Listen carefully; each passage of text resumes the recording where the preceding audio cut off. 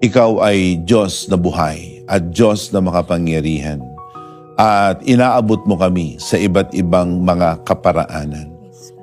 Naway masumpungan mo ang aming puso na mayroong pagmamalasakit sa iyong mga salita. Turuan mo kami ngayon sa mga sandaling ito. Ito po ang aming dalangin sa pangalan ni Jesus. Amen. My message today is simply entitled, Why do we preach the gospel of Jesus? Why do we preach the gospel of Jesus? And sabi ng Panginoon na ayaw niya na ang sino man ay mapahama, kundi ang lahat ay mga ligtas. The heartbeat of God is our heartbeat. The passion of God is our passion. And we will not allow ourselves to be distracted by other agenda. And we will not be lured to pursue other pursuits.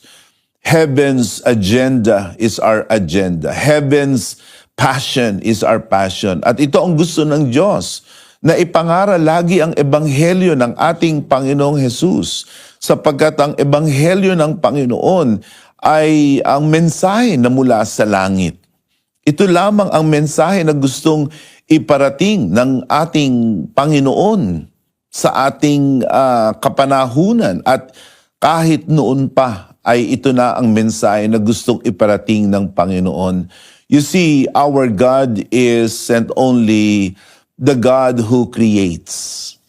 And I am thankful beyond words that God has created me, that I did not evolve on my own, that I wasn't a product of random evolutionary process. No, as far as the Bible is concerned, I am made, created in the image, in the likeness of our God, that I am beautifully knitted in my mother's womb.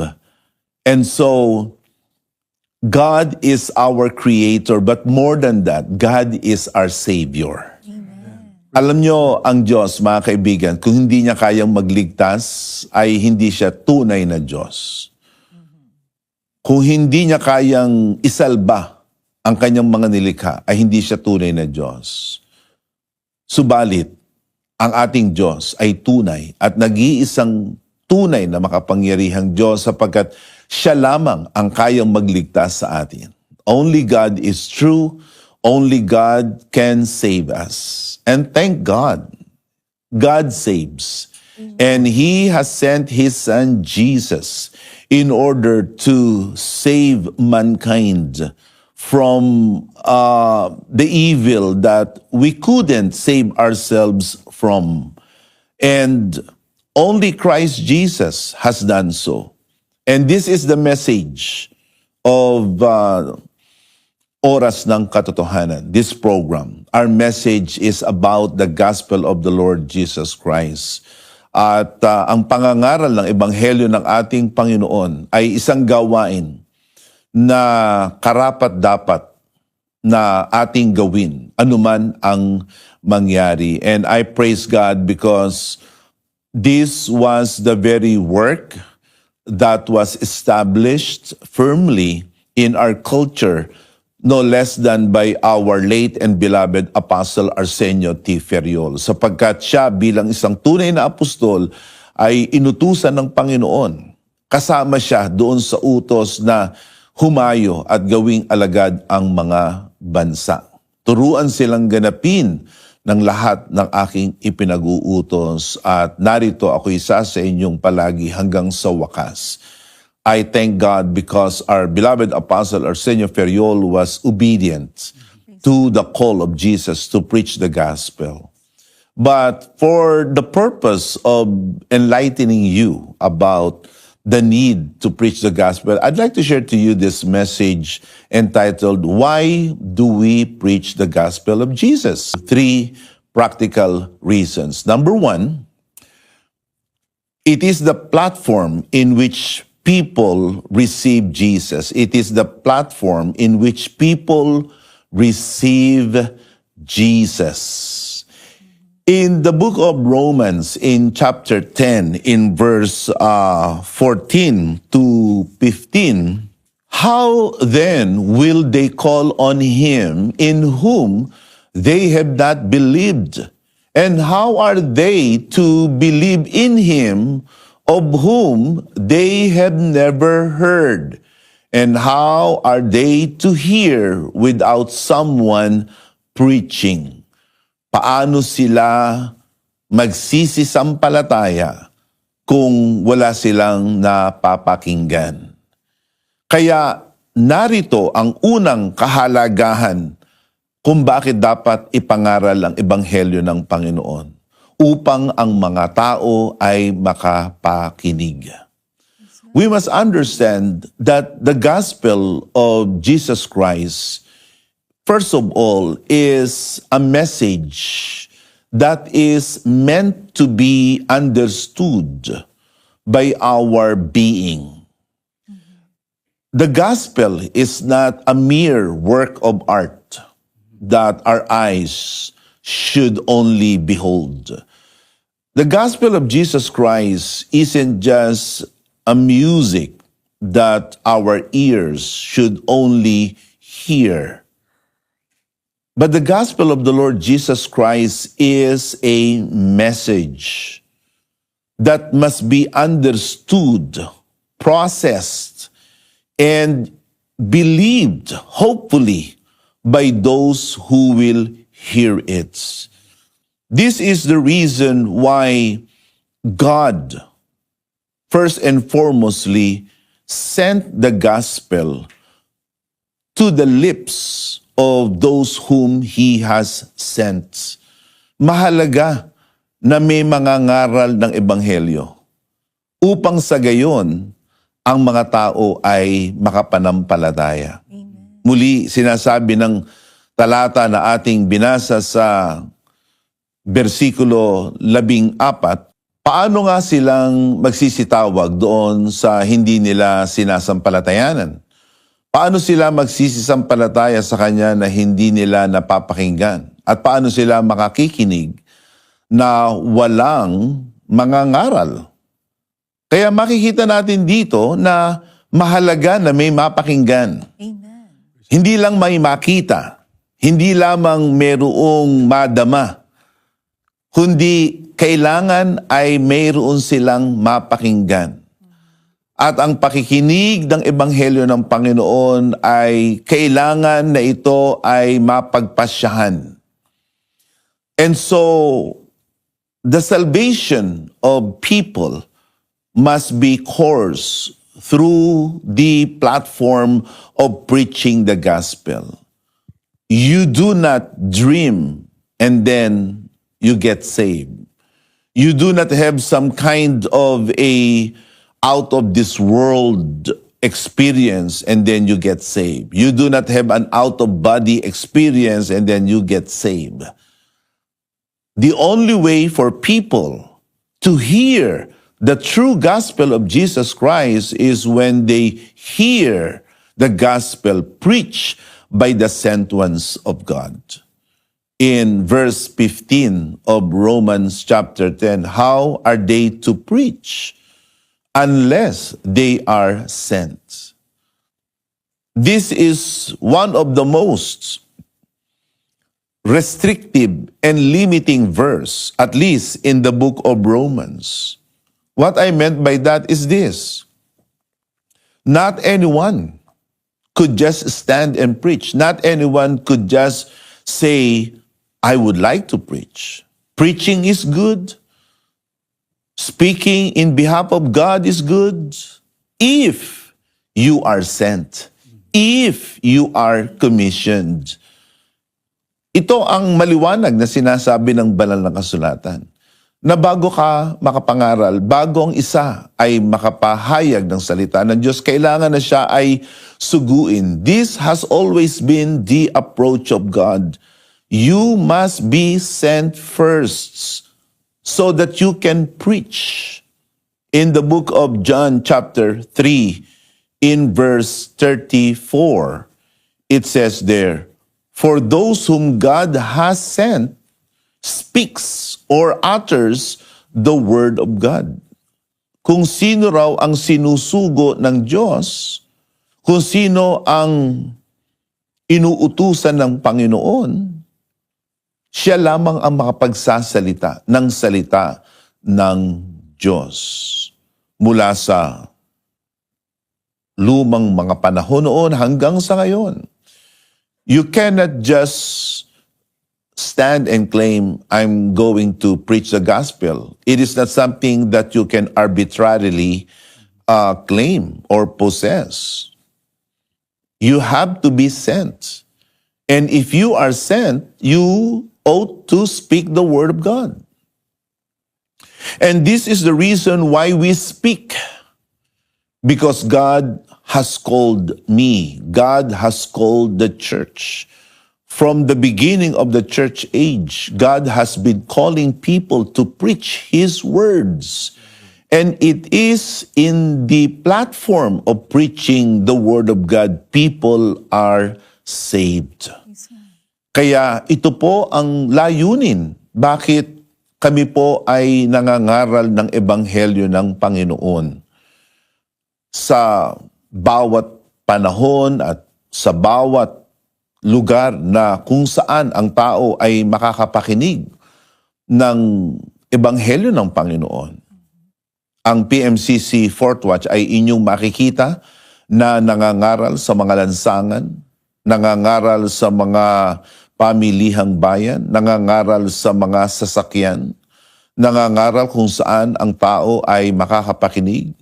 We also have the preaching of the gospel on radio, on television, on social media. And last night, the PMCC Fourth Watch held the biggest evangelistic crusade to date in the history of the Philippines. Over 60,000 people came. And why do we do that? Because it is a platform. Kailangan ibigay sa tao ang pagkakataon na sila'y makapakinig ng Ebanghelyo ng ating Panginoon. Ganyan kamahal tayo ng Panginoon. Ganyan ang Diyos ay nagmamalasakit sa atin na ayaw niya na tayo ay basta lamang mawala sa mundo, mamatay, na wala tayong pagkakataon na makapakinig ng Ebanghelyo ng Panginoon. This is the reason why we are saturating the airwaves and we are taking advantage of every opportunity to preach the gospel, because it's a platform to amplify the message of the Lord Jesus Christ. And so, are you one who is now listening, hearing to this preaching of mine? God has a purpose. Why you are sitting right there, right now, looking at me. Because God wants to save you. That's the reason why you can hear me now, see me now. Because I bring to you nothing but the unadulterated, unvarnished Word of God. Ang aking ipinapangaral sa inyo ay ang tunay na ebanghelyo ng ating Panginoong Jesus. At ito ang paraan ng Diyos para kayo ay abutin. Kaya ito'y hindi relihiyon. Ito'y kalooban ng Diyos. Inaabot kayo ngayon ng Diyos. Dinadala kayo ngayon ng Diyos sa kaligtasan. Ang kailangan lamang nating gawin ay sumunod at tumugon. So the first reason why we preach the gospel is because it's a platform in which people can receive Jesus and can believe in Jesus. Number two, it is the power of God to overcome sin. It's the power of God to overcome sin. The gospel is not a fairy tale. It is not an urban myth. The gospel of Jesus Christ is not a mere narrative of literature. Instead, the gospel of Jesus Christ in Romans 1:16 is power. It is power. It is effective. It's alive. It is operating. It has the means to destroy, to conquer, and to decimate the forces of darkness that are imprisoning people. The book of Romans chapter 1 verse 16 says, I am not ashamed of the gospel, for it is the power of God for salvation to everyone who believes. And this is the reason why we must be proven to be unstoppable in the preaching of the gospel, because power has to be unleashed. Power has to be demonstrated, sapagkat ang kasalanan ay kapangyarihan din. Sin is also a force. In fact, according to Apostle Paul, he calls sin as a force. According to him, there is something in me that is at work. Another force that is at work that keeps me from doing what I hate doing. And according to Paul, it's no longer I, but the sin that works in me. Ang kasalanan ay kapangyarihan. Ang nasa likod ng kasalanan ay si Satanas. At si Satanas ay makapangyarihan. It is Satan that causes us to sin. Satan is the source of sin. Satan was the first one who sinned. He is the originator of sin. And people, because they are weak, they are victimized by Satan. That is why behind sin is the power of Satan. But who will release us, set us free from the stranglehold of sin? It is not man's education, as good as it is. It is not man's earthly power or influence, as good as they are. The only power that can overcome the power of sin is the power of the gospel. The gospel of Jesus Christ, preached by the true sent ones of God, is powerful, more than powerful, to release people from spiritual bondage and captivity. Kaya yung patotoo na ating napakinggan kanina lamang ay isang pagmamalas ng kapangyarihan ng ebanghelyo ng ating Panginoong Hesus. Ang kapangyarihan ay mas mahahayag at makikita kung ito ay ating ipapangaral. Kaya may mga tao na sa kakitiran ng kanilang isip at sa kababawan ng kanilang unawa sa Biblia, kanilang pinupulaan ang pangangaral ng ebanghelyo ng Panginoon. Kanilang sinisiraan ang pangangaral ng ebanghelyo ng Panginoon. Pero sa amin na sa biyaya ng Diyos ay nababatid namin ang katotohanan, hindi namin ikakahiya ang ebanghelyo, sapagkat ito'y kapangyarihan ng Diyos sa ikaliligtas. At marami ang naliligtas. Marami ang napapalaya mula sa kasalanan at marami ang gumagaling. And it is simply an attestation, a proof that the gospel of Jesus Christ indeed is God's power. And then number 3, last but not least, why do we preach the gospel? Because it is the purpose of the church towards the world. The purpose of the church is to declare the gospel of the Lord Jesus Christ. Look at that in the book of 1 Peter chapter 2 verse 9.